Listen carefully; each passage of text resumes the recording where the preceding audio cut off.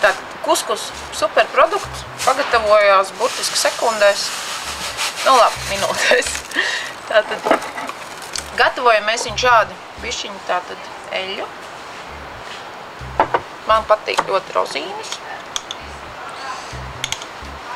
Var likt arī piparmētru, viņas iedod tādu svaigumu sajūtu. Drusciņu sāli. Un ūdeni. Un te ir tas vislielākais kuskus triks.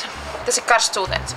Ka jums ir jāielē ļoti precīzi tas ūdens, jo ja jūs viņu ielējat pa maz, tas kuskus sajies tādā cietā pikucī. Ja jūs viņu ielējat pa daudz, viņš savukārt ir ļoti slapšs. Principā viņam jāpārklāj ir kaut kur, nu, plus mīnus centimetrs tas kuskus. Un viss, un jūs viņu šādā veidā atstājat.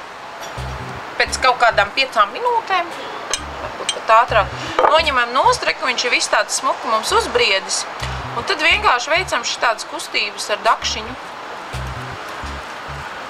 Un viņš tā smuki viss uzurvinās. Principā, drusku man ir pa daudz tas ūdens bijis. Viņiem jābūt tādiem ļoti, ļoti sausiem gabaliņiem. Bet, nu, tā, un viss tas kuskus gatavs.